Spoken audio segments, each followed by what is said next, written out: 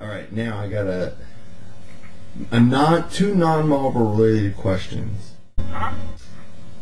Are you ever going to go back into Doll and Creature?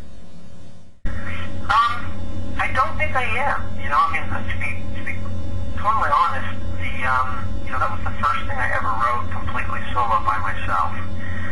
And I'm really proud of it, but it's going on 10 years. It is 10 years. I started the thing in 1999. So, I mean, that thing's 11 years old at this point. And, I have explored, if you've noticed, there are some parables to be drawn between Franken Castle and Doll and Creature. I mean, there's definitely a part of me that loves the giant Frankenstein as the vigilante.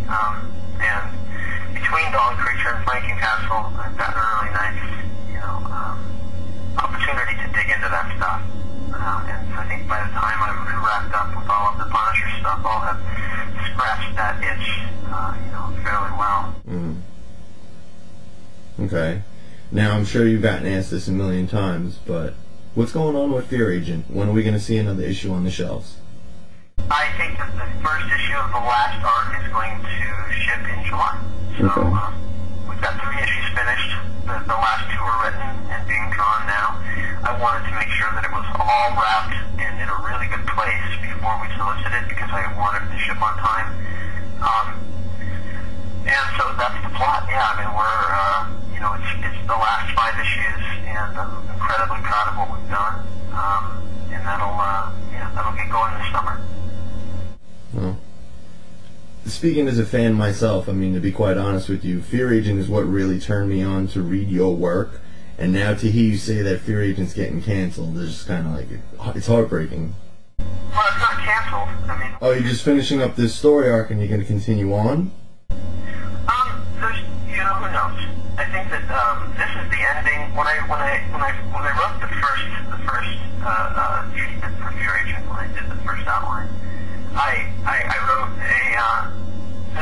a story that had a beginning, a middle, and an end. And it's crazy how a 5-page treatment can take 33 issues to actually get through. You can write 5 pages of outline, and an entire paragraph is taken to an alternative dimension, a step out of time, where it's all into made from a dream world, and another heat from a pocket dimension next to our own is there already, where we can sort of do a sci-fi western thing. That was a paragraph, and of course that turns into a 6-issue story arc.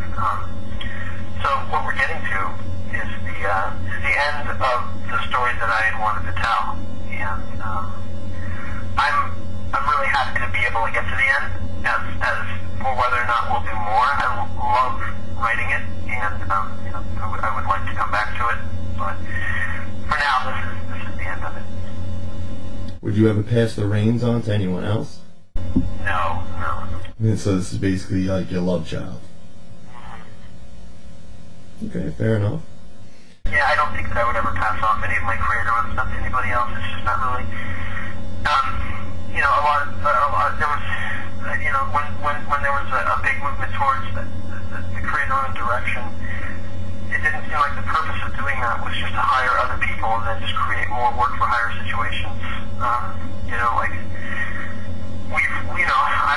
an old, DIY punk guy, so for me, I've shared ownership in film and media money with everybody involved, and we've done all we can to sort of make sure that everybody involved is invested in it. It's not just a work-for-hire situation.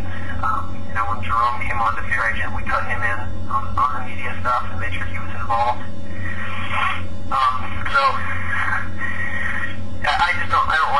It doesn't make sense to me. Creator-owned stuff doesn't make sense to me to hand off to somebody else to perpetuate. It doesn't seem like it goes against the grain of the point of it. True. Well, I think you pretty much answered all my questions. I've pretty much picked your brain as much as I could possibly think of. I mean, I can go on for hours and hours and fanboy out here, but I'm not going to do that to you. Well, I'm happy to, if you've got a couple more questions, or we're done either way, whatever. When are you going to be on the East Coast, or when can we fly you out here to have an appearance? Because Comic Book Jones would love to have you out here. I mean, there's a big following for Rick Remender on Staten Island alone. Yeah, I would love to. You know, it's all about scheduling at this point. Right now I'm doing the Seattle show in San Diego, and WonderCon, obviously, all of those being on the West Coast. Yeah.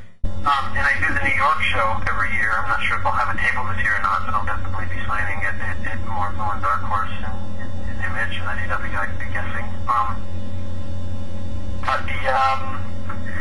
Yeah, I mean, if anybody, you know, if the shop or somebody's interested in having me out, just have them get in touch with me, and my wife does all my scheduling, so I can put them in touch with her, and she can see if they could, you know, we can make something like that work out. Alright, well, definitely. I will definitely pass along everybody's emails, and we'll get this going, because I definitely want to meet you in person, and I know a plethora of people that would just love to meet you and pick your brain and, you know, hang out and have a beer with you. Yeah, I mean, that's the point of doing all this stuff, is to hang out with like-minded people and talk comics. So yeah, absolutely. Just get an email chain going. We'll see if we can make it happen. Definitely, brother. Alright, sir. I'm going to let you go so you can go enjoy the rest of your Sunday. It's been a pleasure talking to you. Hopefully I'll see you again real soon. And I don't know, I'll just keep emailing you and we can keep bullshitting. Yeah, okay. Thanks, bro. I appreciate it. Alright, brother. And I will send you all the information after everything is done so we can get this posted up online and stuff. Cool. Alright, awesome. Alright, Rick. It was a pleasure talking to you. Yeah, I'll check up soon. Take care, man. And there you go, ladies and gentlemen, the one and only Rick Remender. So, we got the word first. He's going to be coming to Staten Island, hanging out, chilling, drinking some beers, Comic Book Jones. This is how we do. Peace!